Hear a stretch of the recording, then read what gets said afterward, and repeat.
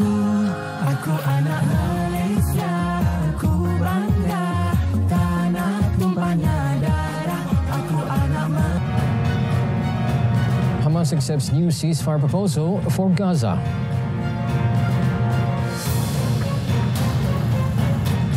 Trump-Zelensky holds meeting at White House.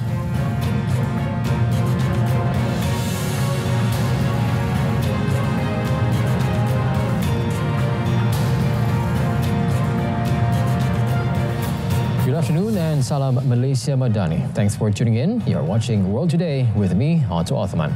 Hamas has accepted a new ceasefire proposal for Gaza after a fresh diplomatic push to end more than 22 months of war. Senior Hamas official Bassem Naim said the group has submitted its response to the mediators.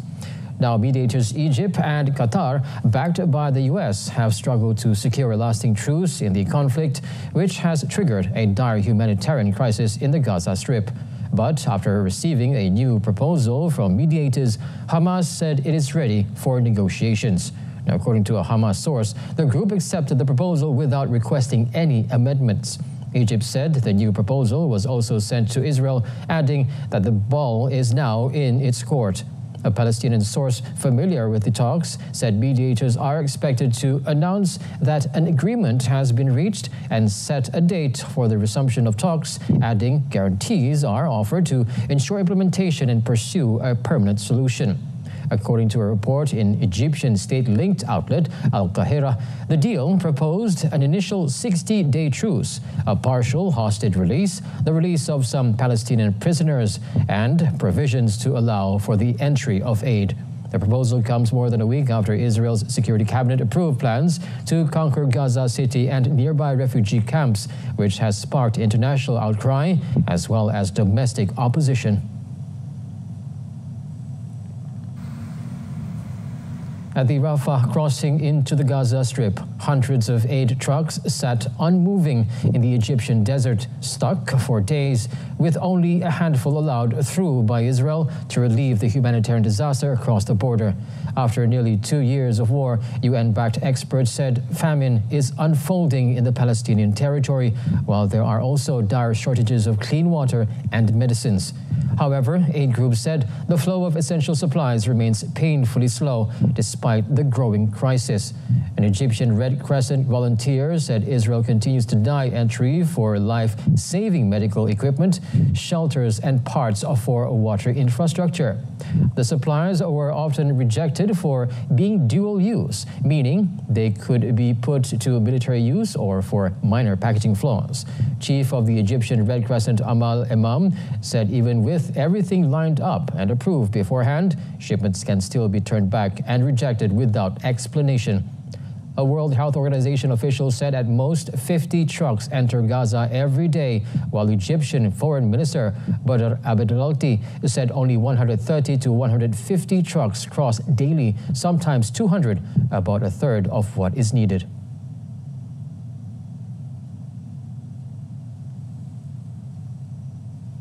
As ceasefire efforts pressed on in Cairo, Egypt is willing to join a potential international force deployed to war-torn Gaza, but only if it's backed by a UN Security Council resolution and accompanied by a political horizon. Now, Egypt has repeatedly called for Palestinian unity under the Palestinian Liberation Organization, an umbrella group that dominates the Palestinian Authority and excludes the Hamas group.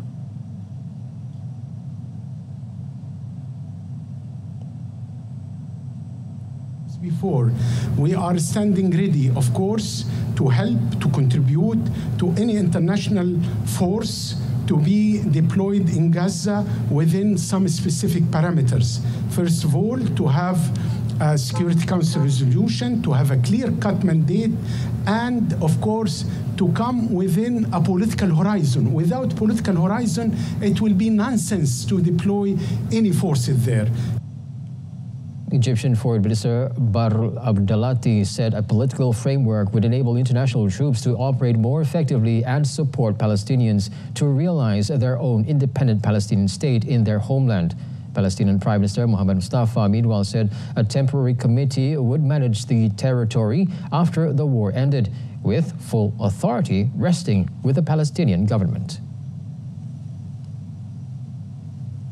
Cambodia on Monday said it rejected accusations from Thailand that it planted new landmines along their shared border and stockpiles of mines. Now, according to the Thai army, 3 Thai soldiers were injured by a landmine near the Cambodian border on 9th August, days after the Southeast Asian neighbors agreed to a detailed ceasefire, halting last month's deadly 5-day conflict. Now, the army said in a statement earlier in the month that 1 soldier lost a foot and 2 were injured after one of them stepped on a landmine while patrolling an area between Thailand's Sisaket and Cambodia's Phra Vihar provinces. Thailand said the incident occurred in an area of its territory recently cleared of landmines. Now, Thailand's foreign ministry said Bangkok would lodge a complaint against Cambodia for violating a treaty to which both are signatories. Now, the bans the use of landmines and for infringing Thai sovereignty. Now, Cambodia rejected Thailand's accusation, saying that it had not freshly planted landmines. The fragile ceasefire has been holding since Thailand and Cambodia agreed to allow observers from the Association of Southeast Asian Nations to inspect disputed border areas, ensuring that hostilities do not resume. Now, the United Nations Security Council began to debate a resolution drafted by France to extend the UN peacekeeping force in South Lebanon for a year with the ultimate aim to withdraw it. Israel and the US have reportedly opposed the renewal of the force's mandate, and it was unclear if the draft text has backing from Washington, which wields a veto on the Council. Now, the text would extend the mandate of UNIFIL until 31st August next year, but indicates its intention to work on a withdrawal of the force. It would be on the condition that Lebanon's government is the sole provider of security in southern Lebanon, and the parties agreed on a comprehensive political arrangement. Now, the draft resolution under discussion also calls for enhanced diplomatic efforts to resolve any dispute or reservation pertaining to the international border between Lebanon and Israel. Under a truce that ended in a recent war between Israel and Iran-backed Hezbollah, Beirut's army has been deploying in South Lebanon and dismantling the group's infrastructure.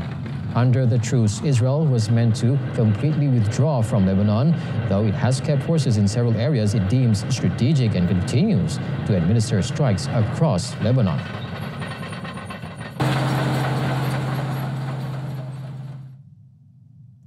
In a related development, top U.S. envoy Thomas Barak said Israel should comply with a plan under which Lebanese group Hezbollah would be disarmed by the end of the year in exchange for a halt to Israel's military operations in Lebanon. Now, the plan sets out a phase roadmap for armed groups to hand in their arsenals as Israel's military halts ground, air, and sea operations and withdraws troops from Lebanon's south.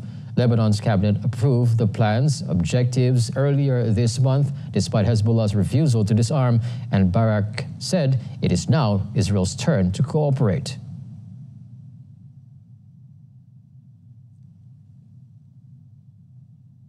I mean, there's always a step-by-step approach, but I think the Lebanese government has done their part. They've taken the first step. Now what we need is Israel to comply with that equal handshake. Barak described the cabinet decree as a Lebanese decision that requires Israel's cooperation. Under phase 1 of the plan, the Lebanese government would issue a decision committing to Hezbollah's full disarmament by the end of the year, and Israel would cease military operations in Lebanese territory. However, Israel has continued strikes against Lebanon in the weeks since the cabinet approved the plan. U.S. President Donald Trump and Ukrainian President Volodymyr Zelensky held a bilateral meeting at the White House on Monday. Ahead of the closed-door meeting with Zelensky, Trump told reporters that he believes President Vladimir Putin wants Russia-Ukraine conflict to end and that he will work with Ukraine and all parties to make sure peace stays. Trump said progress is being made in resolving the Ukraine crisis and there will be security guarantees that Ukraine asks for. Trump also said he plans to call Putin following his talks at the White House, adding that if everything goes well, there will be a trilateral meeting among the U.S., Russia, and Ukraine. Now, speaking to the press alongside Trump, Zelensky said he supports the idea of ending the conflict in a diplomatic way and that he is ready for a trilateral meeting. European leaders, NATO Secretary General Mark Rutte, European Commission President Ursula von der Leyen, British Prime Minister Keir Starmer, Italian Prime Minister Giorgia Meloni, Finnish President Alexander Stubb, German Chancellor Friedrich Merz, and French President Emmanuel Macron also arrived at the White House earlier on Monday. They took part in a multilateral meeting with Trump and Zelensky on Monday afternoon. On a related note, French President Emmanuel Macron proposed a future four-way meeting about Ukraine that would include Europe. Now, he said the idea of trilateral meeting involving the US, Russia, and Ukraine is very important to solve the conflict, but suggested Europe should also be involved without specifying who should speak for Europe. Now, Macron explained that as of follow-up to the trilateral meeting, there needs to be a quadrilateral meeting because discussions regarding security guarantees would also involve the whole security of the European continent. Now, he also called for stepping up sanctions against Russia if President Vladimir Putin does not move forward on peace with Ukraine. Mais enfin, si ce processus était refusé, nous sommes aussi tous d'accord pour dire qu'il faudra augmenter les sanctions et en tout cas avoir une posture qui mettent plus de pression sur la partie russe pour revenir sur le terrain des négociations. Voilà en substance ce qui a été acté aujourd'hui. During the meeting with Trump at the White House, European leaders reaffirmed their support for Ukraine and called for unity against Russia.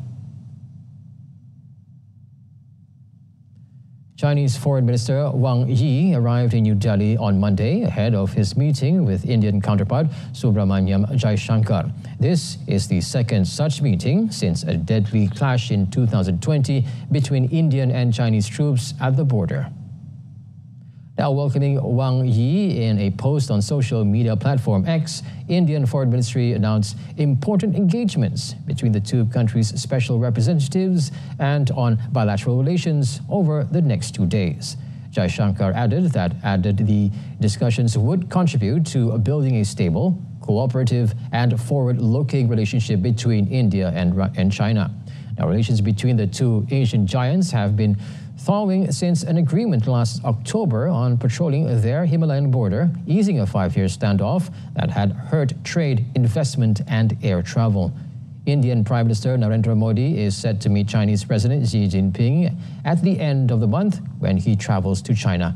Now, it will be his first visit to 7 years, to attend the summit of the Shanghai Cooperation Organization, a regionally security bloc.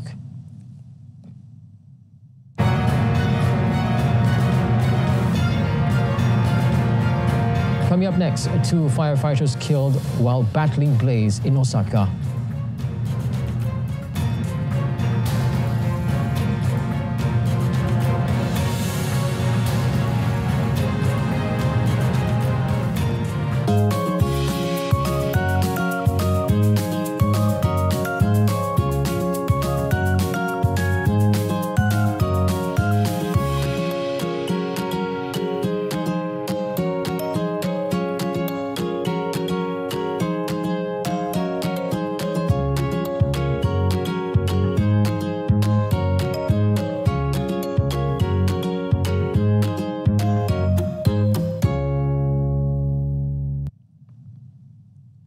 The U.S. State Department has revoked 6,000 student visas since Secretary of State Marco Rubio took office 7 months ago. Rubio has proudly moved against students using an obscure law that allows him to rescind visas for people deemed to counter U.S. foreign policy interests. The State Department has revoked over 6,000 student visas for overstays and law violations, the vast majority being assault, burglary, and support for terrorism. An official said that about 4,000 of the visas were for violations of the law. The State Department did not break down the visas by nationality.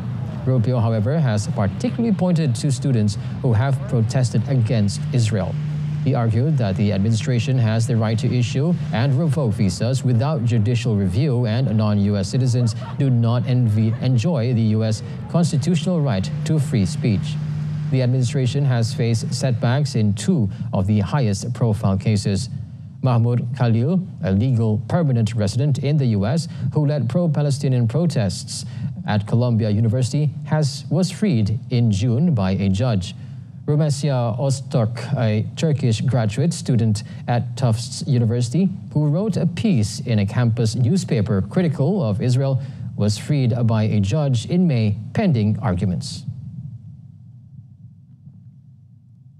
Brazil's Supreme Court has ruled that foreign legislation does not have jurisdiction in its country after the U.S. used a law to sanction a judge on the court.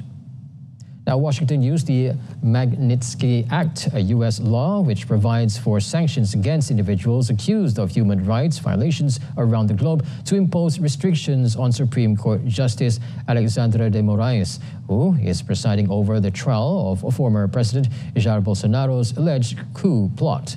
Moraes is also the judge which banned the social network X, formerly Twitter, in Brazil last year.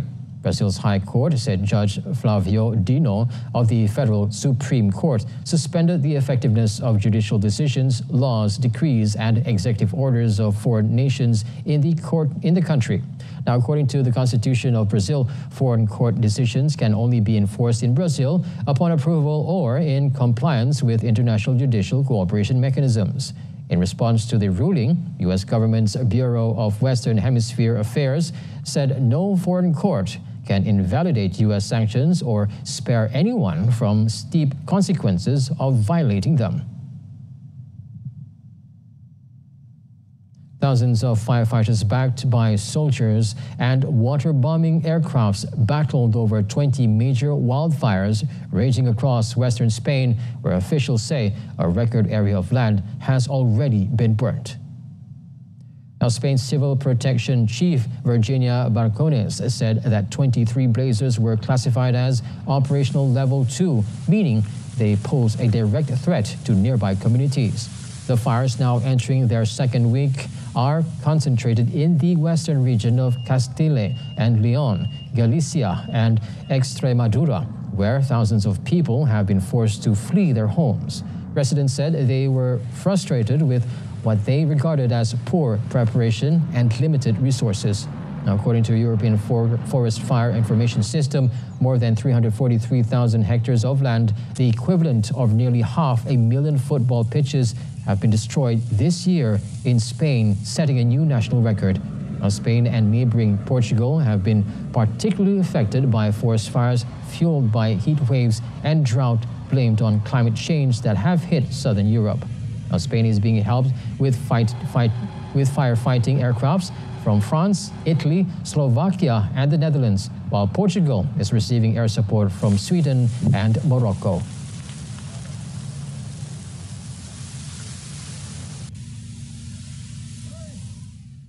Two firefighters have been killed and at least 4 people injured in a fire that broke out on Monday morning in Osaka's popular Dotonbori entertainment and shopping district. Now, the blaze was first reported at around 9:50 a.m. local time at a 7-story building housing restaurants and businesses. It originated on the first floor and quickly spread throughout the structure. The fire was extinguished in about 3 hours after 51 fire trucks and 1 helicopter were mobilized. The firefighters who lost their lives were reportedly trapped on the building's 6th floor during efforts to extinguish the flames. According to the Fire and Disaster Management Agency, the victims were the first firefighters killed in the line of duty since July 2023, when 1 died in a warehouse fire in Ishikari, Hokkaido. Of the 4 injured, 3 were firefighters, all of whom are now in stable condition at a local hospital. The cause of the fire is still under investigation by local authorities. Now, the fire destroyed a total about 100 square meters of 7-story and 5-story buildings near Ibishu Bridge over the Dotonbori River, which is usually bustling with young people and tourists.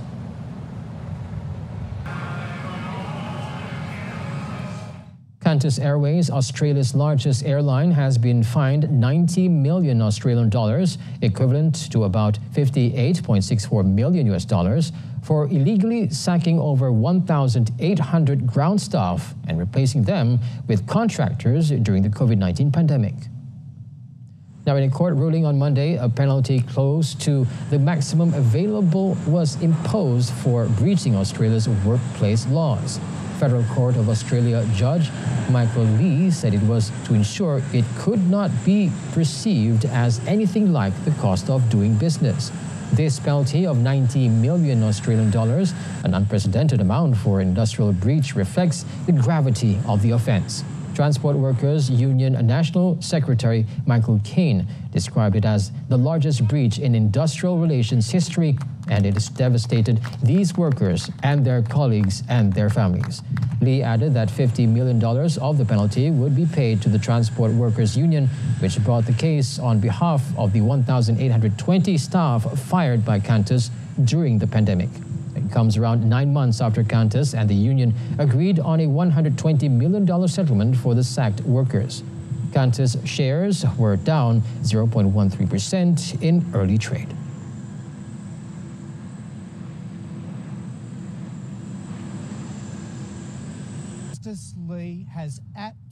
Now, the United Nations and Democratic Republic of Congo officials said that rebels armed with machetes and hoes have killed at least 52 civilians in the Benin and Lubero areas of eastern region in recent days. Lieutenant Elongo Kwandoa Mark, a regional Congolese army spokesperson, said the Allied Democratic Forces ADF rebels were taking revenge on civilians after suffering defeats by Congolese forces. Now, about 30 civilians were killed in the village of Malia alone. The latest ADF violence was accompanied by kidnappings, looting, the burning of houses, vehicles, and motorcycles, as well as the destruction of property belonging to populations already facing a precarious humanitarian situation. The United Nations Organization Stabilization Mission in the Democratic Republic of Congo, MONUSCO, condemned in the strongest possible terms the attacks by the ADF between 9 and 16th August. Now, the attacks killed at least 52 civilians, including 8 women and 2 children, and the toll could rise as the search is ongoing. Now, the renewed violence comes as a separate conflict between the Congo Army and the M23 group continues to simmer in the east of the country, despite a series of peace treaties and signed in the recent months.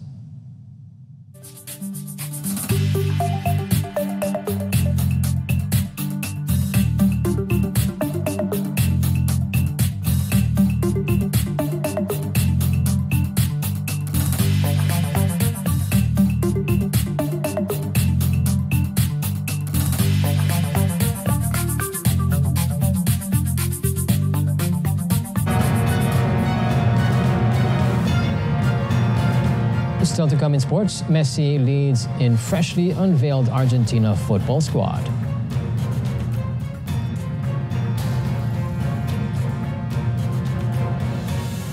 We begin our sports segment with football. Argentina's national team unveiled a revamped 31-man squad on Monday, led by Lionel Messi for the South American qualifiers against Venezuela and Ecuador for the 2026 World Cup. Alongside Captain Messi, the squad features several young Argentine talents, including Manchester City striker Claudio Echeverri, Porto midfielder Alan Varela, and recent Real Madrid signing Franco Manstantuono. Now, Coach Lalo Sacloni also called up striker Jose Manuel Lopez from Brazilian club Palmeiras for the first time. Argentina will play Venezuela at the Time Monumental Stadium in Buenos Aires on September 4th before traveling to Guayaquil to play Ecuador 5 days later. Now, having already qualified for the World Cup, the Albiceleste lead the qualifiers with 35 points, 10 points ahead of Ecuador in second place and Brazil in third. In the English Premier League, Tottenham Hotspur confirmed on Monday that their captain Cristiano Romero has signed a new long-term contract with the club. The Argentine defender, who initially joined on loan from Atalanta in August 2021 before signing permanently the following year, has made 126 appearances for Spurs, scoring 8 times. Now, Romero was named player of the match in the Europa League final, where he helped his side beat Manchester United to lift the trophy and secure Champions League football. After being heavily linked with a move to Atletico Madrid over the summer, Romero was named club captain by new head coach Thomas Frank, and the deal ensures he will remain under contract in North London until 2029. Romero said he was very happy at Spurs, and after helping them win the Europa League in the previous campaign, has predicted a special season ahead for the club. Frank said last week that Romero was a player who commands respect from his teammates and sets the standards on and off the pitch.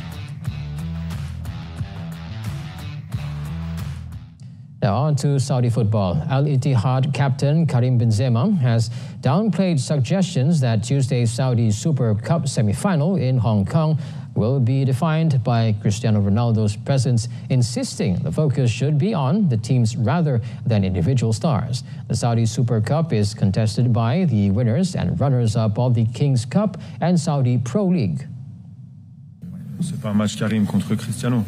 Non, ce que je peux dire c'est que c'est une légende du football. Il a apporté et continue à apporter beaucoup pour ce sport. Et après, ce que je peux lui souhaiter, c'est le meilleur pour lui. Puis voilà, demain, on va jouer l'un contre l'autre. Mais c'est plus Al Nasser contre Ittihad. Donc on verra ce qui se passe demain sur le terrain. Al Hilal finished second in the 2024-25 Pro League behind Al Ittihad, but pulled out of the tournament, citing player fatigue following their Club World Cup campaign, and they have been replaced by AFC Champions League winners Al Ahly. Since Al Ittihad won the Pro League and King's Cup, the extra Super Cup spot was awarded to Al Nasser, the third-place team in the league. For Al Nasser, the match will be an opportunity to hand Joao Felix his debut, who joined the club this summer. Carlos Alcaraz won the Cincinnati Open after a top seed Jannik Sinner retired as he was feeling unwell on Monday, raising concerns about the Italian's fitness just days before he is due to begin the defense of his U.S. Open title. The Spanish second seed snapped the world number one's 26-match winning streak on hard courts when his ailing rival signaling he could no longer continue while trailing 5-love in the first set of the final.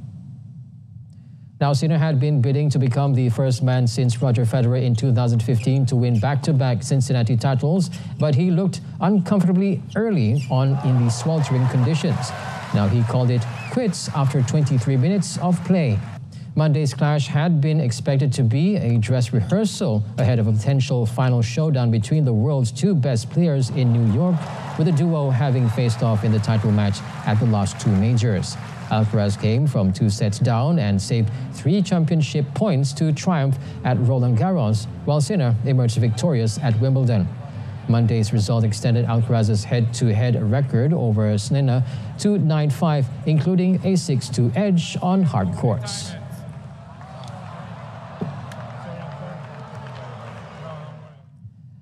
Now that wraps up a World Today this time round. In our top story, Hamas accepts a new ceasefire proposal for Gaza. For business news updates, do join us tonight at 8:30 p.m. on TV1 or saluran Berita RTM. Till then, I'm Otto Othman, Madani, Rakyat Disantuni.